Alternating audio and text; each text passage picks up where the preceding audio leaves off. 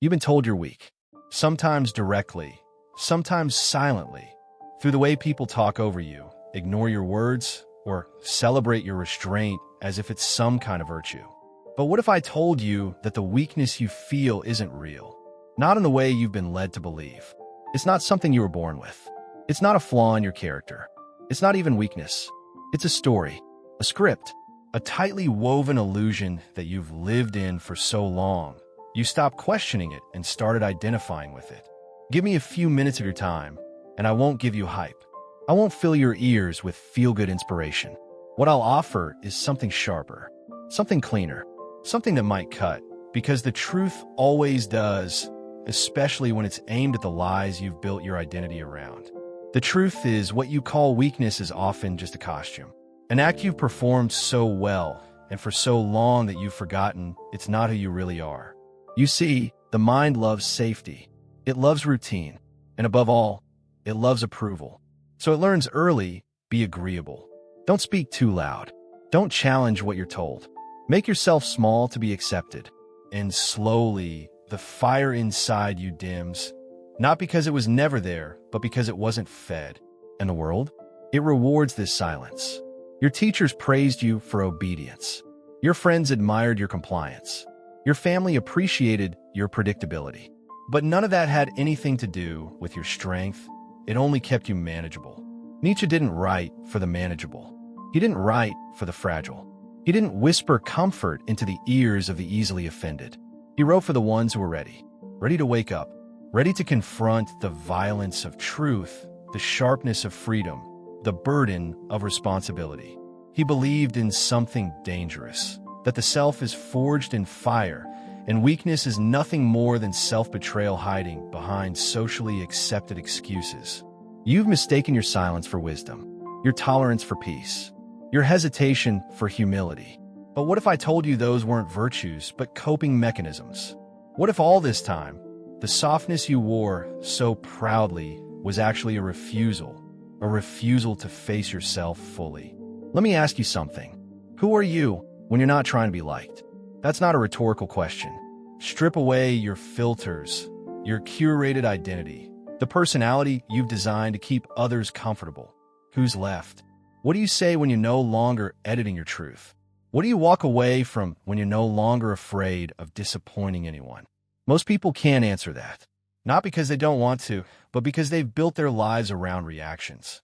Their identity isn't real. It's a reflection, a mask, molded by feedback, not forged by conviction. Nietzsche would call this a kind of slow death, a death of the spirit, a death by dilution. But here's the twist, you feel it, that quiet ache in your chest, the fatigue that no amount of rest cures, the subtle resentment you bury when someone crosses your boundary and you smile anyway. That isn't burnout, that's the price of weakness. And you've been paying it with your peace, your presence, your potential. You were not born to tolerate everything. You were not made to fold every time discomfort arrives.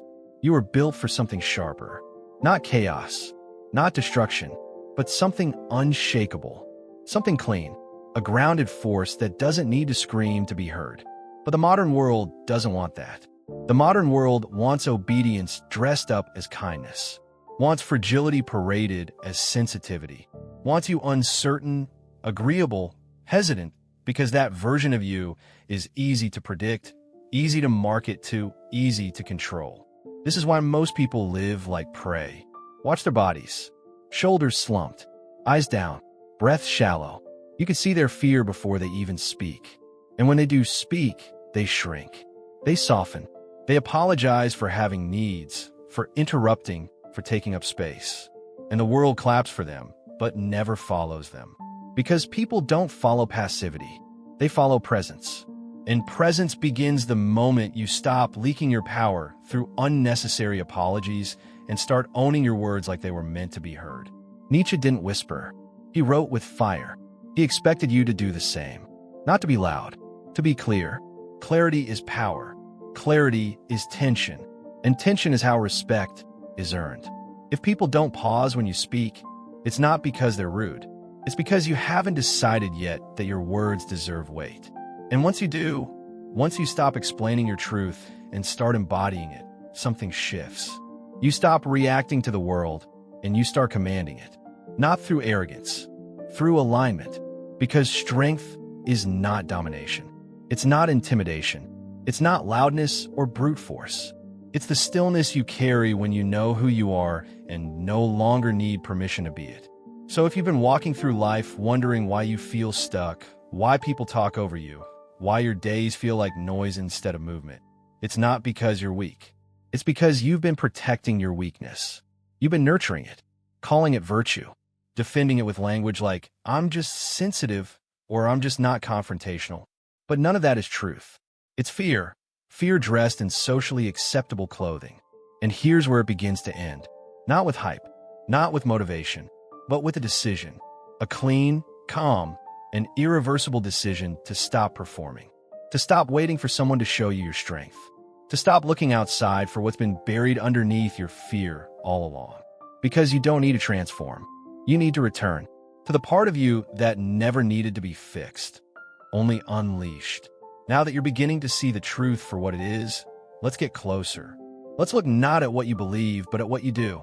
Because your weakness, whatever form it takes, lies not in your feelings or your thoughts.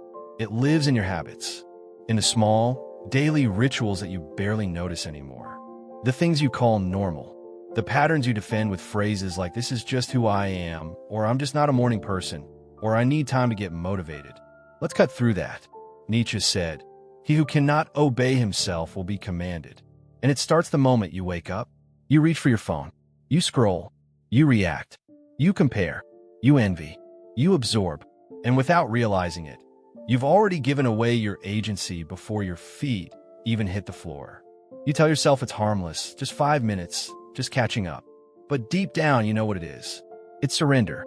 Not because phones are evil, but because you didn't claim your day. You forfeited it. Every time you react before you create, you train yourself to wait for life instead of directing it. Every time you delay action with excuses, you weaken the muscle of sovereignty. That muscle shrinks. Your willpower softens. You become emotionally flabby. You lose edge. You lose presence. You lose command. So here's what changes. You begin with ownership, not with control, with clarity. The moment you open your eyes, before you even speak, you remind yourself, you are not a consumer first. You are a creator, a builder, a strategist, and your energy is not available to every algorithm, notification, or noise. And it's not just your mornings. Weakness shows up in your language, in the way you speak softly so others won't feel threatened, in how you say, I don't know, when you absolutely do, in how you apologize for things that don't require apology, in how you explain your truth until it's so watered down, no one even hears it anymore. You're leaking power, and people can feel it. That's why they interrupt you. That's why they underestimate you. That's why your words evaporate into rooms you thought you were commanding. Nietzsche didn't teach people to be palatable. He taught them to be precise. He didn't encourage shouting. He demanded clarity. And clarity is force. Clarity is authority. If your presence doesn't make people pause, if your silence doesn't carry weight, then you have work to do. Not because you're broken, but because you've been hiding. Stop hiding. Say what you mean. Say it without filters. Say it without flinching. Say it without looking around to see who's offended. And then sit in the silence that follows. Most people fear silence. They talk to fill it. They apologize to ease it. But you'll not fear it. Because silence creates tension. And tension creates gravity. The kind that makes people listen. The kind that makes people feel something shift. But it's not just your words. It's your emotions too. You've been taught to believe that strength means feeling nothing. That being emotional makes you weak. That stoicism equals apathy. That's not strength. That's dysfunction. Nietzsche never taught emotional numbness. He taught emotional command. The difference is everything. To feel deeply and still choose your actions, that's power. To absorb disrespect without flinching, not out of weakness, but out of precision, that's strength. You don't react. You don't chase. You don't explain. You respond with calm, clean, surgical clarity. No noise. No drama. Just wait. Weakness is emotion without awareness. Strength is emotion under direction. So stop saying, "I'm just emotional." That's a story you've used to justify chaos. You're not emotional. You're undisciplined. And discipline isn't harsh. It's pure. It's the difference between breaking down and breaking through, between collapsing and becoming. And this brings us to something deeper. Victimhood. Nietzsche had no tolerance for it. Not because he didn't understand pain. He understood it better than anyone. But he saw how modern minds romanticize suffering, how we turn our wounds into altars and our trauma into identity. He called it slavery. Not physical slavery, psychological slavery. The need to be rescued. The constant justification for stagnation. The hunger for sympathy over growth. He didn't deny that life hurts. He denied the right to make pain your personality. And that's where many people get stuck. They recite their tragedies like credentials. They use their history to excuse their hesitation. They trade healing for validation. But here's the harsh truth. No one cares what happened to you. Not really. They care what you become despite it. So stop narrating your pain as if it's permanent. Stop weaponizing your struggle for attention. Transmute it. Alchemize it. Let your suffering become steel. Let it forge something that can't be bent, something that doesn't flinch, something that can't be erased. Nietzsche wrote, "He who has a why to live can bear almost anyhow." But your why isn't something you find. It's something you choose. You decide it. You carve it into your days. And the moment you do, your weakness begins to evaporate. Because when you know what you serve, distractions die. Drama fades. Self-doubt becomes noise. The chaos of the world loses its grip on you. But if you don't choose that why, the world will choose it for you. And it will be soft. It will be weak. It will keep you obedient, apologetic, forgotten. That's not your fate. Not anymore. Because if you've listened this far, if your breath has slowed and your posture has shifted and something in you feels raw, it means you're ready. It means the part of you that has been buried is starting to breathe again. Not because I gave you something new, but because I reminded you of something ancient. This isn't transformation. This is recovery. Not of some ideal self, but of the version of you that always existed before the fear set in. The version that doesn't ask for permission. The version that doesn't apologize for existing. The version that walks with presence and speaks with weight and refuses to collapse under the pressure of expectation. And now we go even deeper, because if you're still here, then you're not like the others. You're not the one who clicked away when discomfort rose. You didn't scroll past your pain. You didn't chase another distraction to numb it. You stayed, and that means you're not weak. You're waking up, but waking up isn't enough. Not in a world designed to keep you asleep. Waking up is the first crack in the shell, but now you need to break it open. You need to dismantle the identity that's been built around comfort, around avoidance, around the need to be accepted. Let's talk about that. Acceptance. You spend your whole life chasing it, belonging, fitting in, being part of something. School taught you to raise your hand for permission. Friends taught you not to speak too much truth. Family taught you to suppress what made them uncomfortable. Relationships taught you to trade edges for approval. And slowly, you learn the most dangerous lesson of all, that it's better to be included than to be real. So you shape-shifted. You made yourself softer, quieter, more agreeable, until the person you were meant to be was barely recognizable in the mirror. But Nietzsche would look you in the eye and say, "You must be willing to stand alone, utterly, completely, if you're ever to know yourself, because belonging has a price, and most people pay with their fire, with their clarity, with their individuality. But not you, not anymore. You're going to unlearn that addiction. You're going to become the kind of person who doesn't wait for a seat at someone else's table. You're going to build your own table. And if no one joins you, good. More room, more air, more space to think clearly, move intentionally, and live without asking for permission. That's the first real upgrade, solitude over submission. But we're not done. There's something else still hiding under the surface. Something that disguises itself as laziness, when in truth, it's much more sinister. Let's name it. Self-sabotage. Why do you delay the things you know would make you better? Why do you procrastinate? Why do you choose distractions over discipline, pleasure over purpose, comfort over clarity? Most people think it's weakness or lack of motivation, but it's deeper. It's loyalty, a hidden, silent contract you signed long ago to stay small so others wouldn't feel threatened. Somewhere in your past, you learned that shining too brightly made people pull away. That ambition created distance. That honesty came with punishment. That power meant isolation. So you adapted. You shrunk.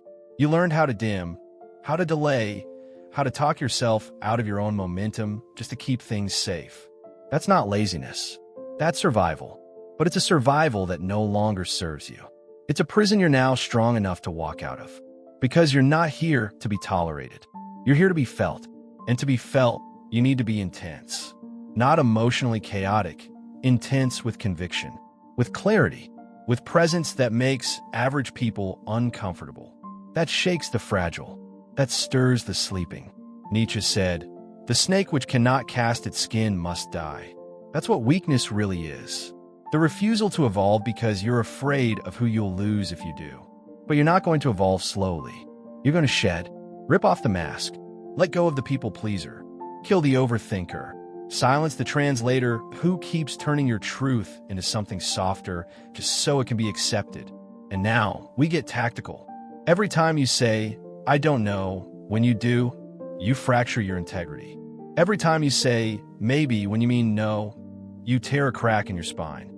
Every time you apologize for needing, for existing, for interrupting, you tell the world you're not worth the space you take up. So speak clearly. Don't soften. Don't qualify. Don't filter. Yes, some people will say you're rude. Let them. That's their reflex to a power they don't understand, because they got used to a version of you that made them comfortable. But you're done being comfortable. You're done being convenient. And it doesn't stop with your voice. Weakness hides in the body. It shows in how you sit, how you breathe, how you walk through a room. Most people move like prey, shoulders curled, eyes down, breathing shallow.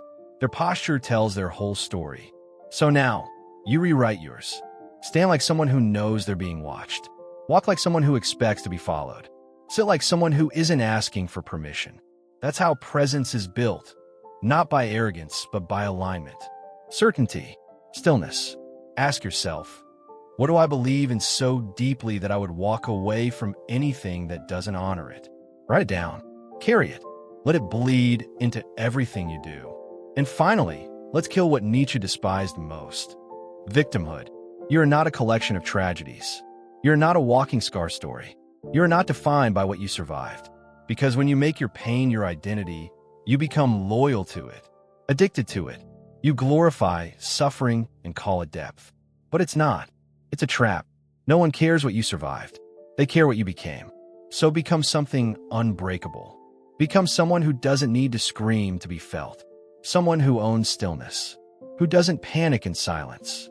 Who doesn't chase attention, but commands it. Words are spells. So stop saying, "I'm broken," and start saying, "I'm built from fire."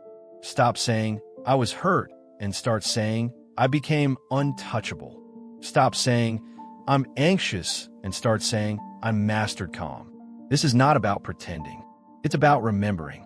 Because somewhere inside you, there's a version of you that never flinched, that never delayed, that never asked for permission.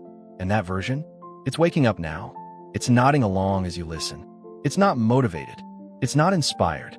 It's ready, because now you know the truth. And once you know it, you can't unknow it. You can't go back to who you were. The one who made excuses, who broke promises to himself, who postponed his power. That version is dead. Now, you either evolve or you lie. So choose. Become the man Nietzsche would respect. Not the loudest, not the richest, not the most adored, the most real. The one who looks in the mirror and sees no hesitation. Only presence, only power, only the quiet, undeniable strength of someone who finally came home. This is your standard now. Guard it like your life depends on it, because it does.